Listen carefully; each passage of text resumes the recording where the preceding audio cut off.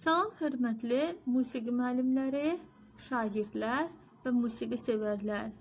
Bugün biz sizinlə musiqi tarixinə dair bir neçə test nümunələrinə nəzər yetirəcəyik. İstifadə etdiyim testlər Elmira Əfəndiyevanın Musiqi tarixinə dair testlər toplusu kitabından götürülmüşdür. İlk sual. Musiqinin məzmununu dərk etmək üçün nə lazımdır? A. Rəqs etmək, B. Avazla oxumaq, C. Ritmlə çalmaq, D. Diqqətlə dinləmək, Y. Bəstələmək. Təbii ki, səslənən musiqini dinlədikdən sonra həmin musiqi haqqında bizdə fikirlər formalaşır. Demək, cavab D. Diqqətlə dinləmək. İkinci sual. Qədim dövrlərin musiqisi nəsildən nəslə necə çatdırılırdı? A. Valı ilə, B. Not yazısı ilə, C. Təvatürlə, D. Musiqi aləti vasitəsilə, Y. Radio və televiziya ilə. Səslənən hər bir variant musiqinin qorunub saxlanılmasında, nəsildən nəslə ötürülməsində və dinləyiciyə çatdırılmasında mühüm rol oynayır. Lakin C. Təvatür variantı bizim sualın cavabıdır. Təvatür ağızdan ağıza yayılma mənasındadır. Hansısa bir rəvayətin, hekayətin, musiqinin ağızdan ağıza ötürülərək, nəsildən nəslə ötürülərək çatdırılmasına təvatür deyilir. Deməli, təvatür yolu ilə musiqi nəsildən nəslə çatdırılır. Üçüncü sual. Qədim dövrlərdə ilk melodiya növü hansıdır?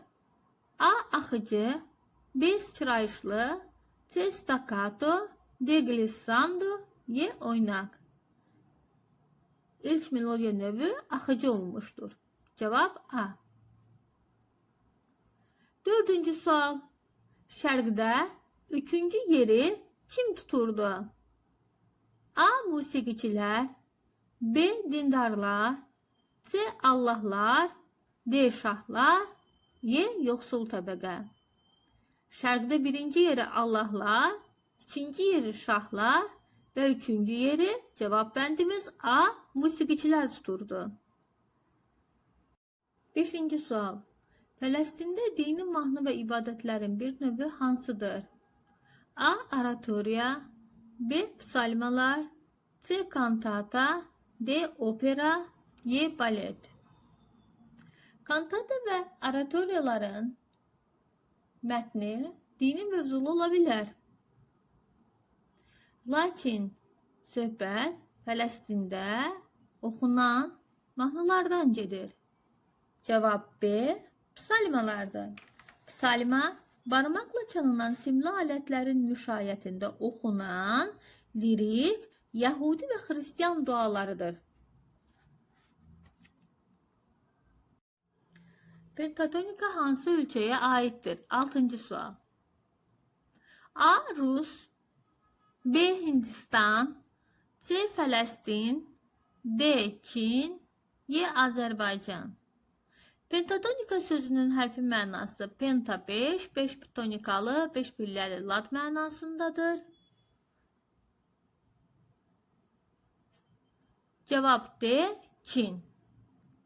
Ümumilikdə isə pentatonika Çin, Vietnam, Mongol, eləcə də bir neçə türk xalqları bura daxildir. Tatar, Başkir, Tüvaş, qədim Rus nəğmələrində, Avropada yaşayan qədim inklərin nəğmələrində rast gəlmək olar.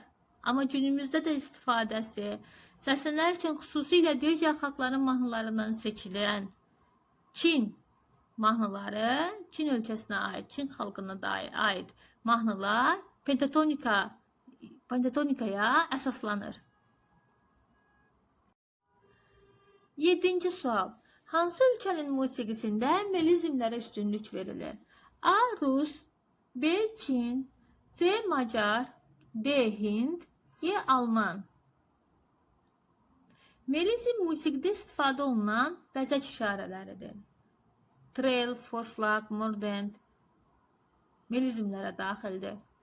Hər bir xalqın musiqisində melizmlərdən istifadə olunmuşdur. Lakin sualımızda üstünlük verilir, deyilir. Demək cavab D, Hind. 8-ci sual. Şərq ölkələrinin xalqları musiqi qanunlarını nə ilə əlaqələndirirdilər? A. Kosmik qanunlarla, B. Dini ibadətlərlə, C. Zəhmət və əməklə, D. İstedadla, qabiliyyətlə, Y. Əkin, biçinlə. Şərq ölkələrinin xalqları musiqi qanunlarını kosmik qanunlarla əlaqələndirirdilər. Digər variantlarda olan cavablar ki, dini ibadətdir, zəhmətdir, istedaddır, əkindir, onlara həsr olunan mahnılar var. Lakin musiqi qanunlarının öyrənilməsi kosmik qanunlarla əlaqələndirilirdi. 9-cu sual. Krito-Miken dövrü hansı ölkəyə məxsusdur? A. Hindistan, B. Yunanistan, C. Çin, D. Yaponiya, Y. Rusiya. Əvvəla, Krito-Miken mədəniyyəti Egey dənizinin adalarında və Aralıq dənizi sahillərində yaşayan qədim xalqlar arasında yayılmış mədəniyyət idi. Mərkəzi Krit adası və Balkan yarımadasında Miken dövləti idi. Bu iki mədəniyyət bir-biri ilə əlaqədar olub və ümumi cəhətlərə sahib idi. Sözsüz ki, bu ərazidə nə Hindistan, nə Çin, nə Yaponiya, nə Rusiya yerləşmir. Cavab B. Yunanistan. Bundan başqa, Krito-Miken mədəniyyəti qədim Yunan mədəniyyətinin təməlidir. Lakin sonradan Yunan mədəniyyəti inkişaf etdikcə, Krito-Miken mədəniyyəti ilə arasında olan oxşarlıq azalmağa başlamışdır. Cavab B. Yunanistan. 10-cu sual. Bu əsərlərin hansı instrumental janra aiddir?